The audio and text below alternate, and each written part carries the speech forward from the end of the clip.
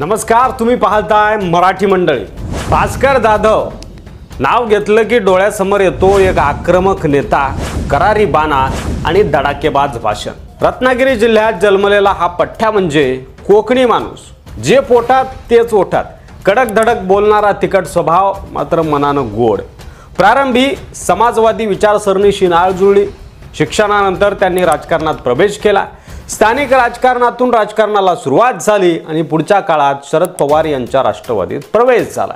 चिपळूण विधानसभा मतदारसंघातून ते आमदार झाले, मंत्री सुद्धा झाले। काही कारणास्तव नंतर भास्कर जाधव यांचा राजकीय प्रवास वेगळ्या वळणावर गेला। त्यांनी राष्ट्रवादी शरद पवार यांची साथ सोडली आणि उद्धव ठाकरेंच्या शिवसेनेत प्रवेश केला। विजय देखील खेचून आणला, पुन्हा आमदार झाले। पुढच्या काळात शिवसेना फुटली, पण भास्कर जाधव फुटले नाहीत, एकनिष्ठ राहिले। भास्कर जाधव हे कडवट पण प्रभावी वक्तृत्वासाठी प्रसिद्ध आहेत।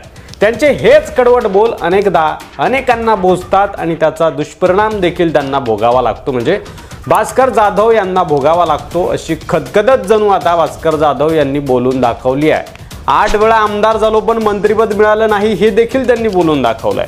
सत्तेत असताना मंत्रिपद मिळालं नाही, विरोधी पक्षनेता पदही मिळत नाही, त्यामुळे ते नाराज आहेत आणि त्यांची नाराजी ते स्पष्टपणे बोलून दाखवत आहेत। शरद पवार साहेबांनी मी साथ सोडली, त्यामुळे मला काहीतरी चुकल्यासारखं वाटतंय, असा अजिबात त्याचा अर्थ नाही। मी त्याचं स्पष्टीकरण केलेलं आहे। तसेच त्यांनी शरद पवार यांना सोडल्याचा निर्णय चूक होता असंही स्पष्टपणे सांगून टाकलंय, अनेकदा सांगितलंय। कोकणातील अनेक नेत्यांनी ठाकरेंची साथ सोडत शिंदे सेनेत प्रवेश केलाय आणि आता कोकणातील ठाकरे सेनेतील एकमेव आमदार भास्कर जाधव देखील नाराज आहे।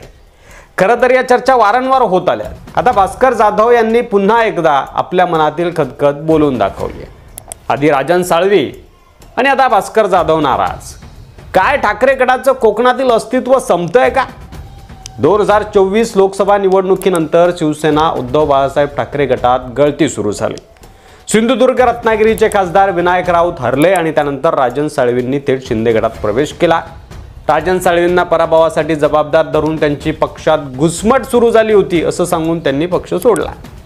शिंदे गटाकडून खास कोकणातील ठाकरे समर्थक नेत्यांना फोडण्याचं नियोजन सुरू आहे का, असा देखील प्रश्न उपस्थित राहतो। आणि आता भास्कर जाधव काही मोठा निर्णय घेतात का, याकडे सर्वांच्या नजरा आहेत की त्यांची नाराजी दूर करून त्यांना पक्षात काही मोठी जबाबदारी दिली जाते, हे देखील पाहणं महत्त्वाचं असणार आहे।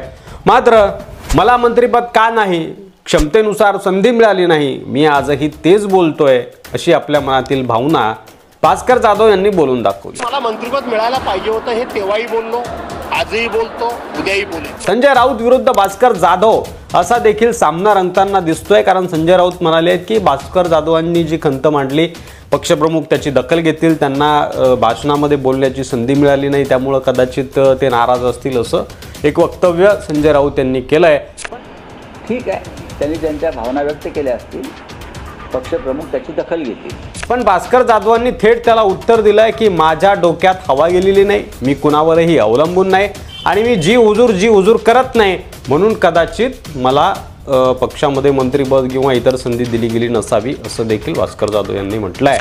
मी जी हुजूर करत कोणाच्या पाठीमागून जास्त फिरत नाही, मी होईला होय कधी म्हणत नाही। चूक असेल तिथे चूक बोलले तर धाडस मी दाखवतो, त्यामुळे त्याची किंमत मला मोजावी लागते। भास्कर जाधव कुंपणावर आहेत असं देखील काही राजकीय जाणकारांचं मत आहे। राजकीय वर्तुळात चर्चा आहे की भास्कर जाधव कुंपणावर आहेत। जर त्यांची नाराजी पक्षानं दूर केली नाही किंवा दखल घेतली नाही तर नाराज नेत्यांचं पुढचं पाऊल स्पष्टच असतं, पक्षांतर। आता भास्कर जाधव यांच्या मनात काय सुरू आहे हे येता काळ स्पष्ट करेलच। शरद पवारांना सोडून चूक केली असं ते वारंवार बोलतात, मग ते पुन्हा राष्ट्रवादीत जातील का आणि शरद पवारांच्या राष्ट्रवादीत जातील की अजितदादांच्या, हा देखील मोठा प्रश्न आहे। त्यांनी थेट निवृत्ती विचाराधीन आहे असं देखील म्हटलंय, त्यामुळे खरंच भास्कर जाधव राजकारणातून निवृत्ती घेतील का, हा देखील प्रश्न आहे।